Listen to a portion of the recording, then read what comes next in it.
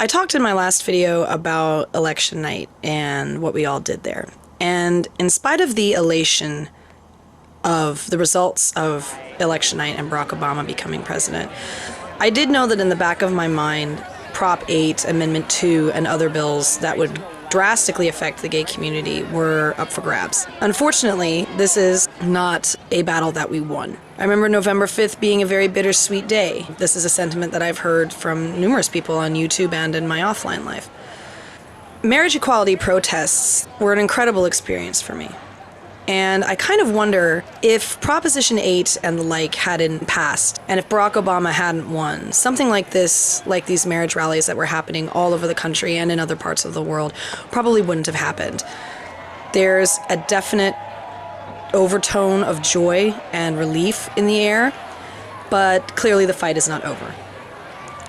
When I went to the marriage rally, I was amazed at how many people had shown up, and not just fellow activists that I've been working with for years, but people my age or younger who never attend such things, who would never be bothered to get out of bed before 11 o'clock in the morning on a day off, if that even.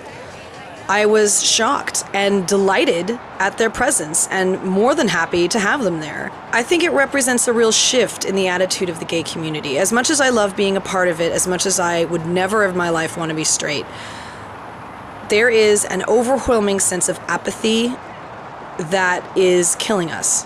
We are shooting ourselves in the foot because we don't care enough. When we started fighting this battle in 2004, these rallies, I can guarantee you, were not attended by people my age or younger for the most part. Very few people in their 20s and early 30s would show up. Those directly involved in the fight would gladly come. Their friends and family would gladly come. People of a certain mindset, a political mindset, an activist mindset would surely come, but not people who were not directly involved or didn't have a friend that was directly involved. But I think that as a gay community, we're coming together, we're coming to our own, and which something that makes me very happy, we're not waiting for other communities, other minorities to step up for us. I've said this thousands of times, and I still think it rings true. If you can't step up for yourself, no one else is going to step up for you.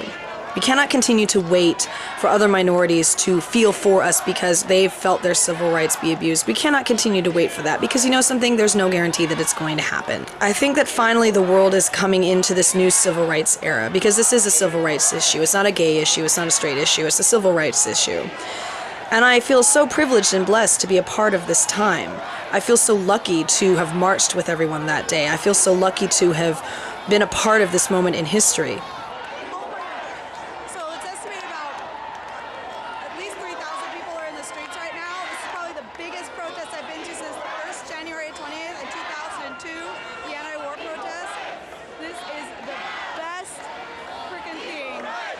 In this city in a long time. Equal rights now. Equal rights now. Equal rights now. Equal rights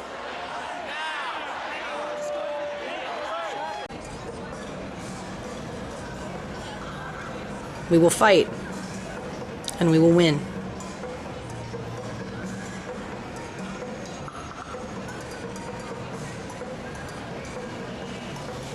I think that just about sums it up.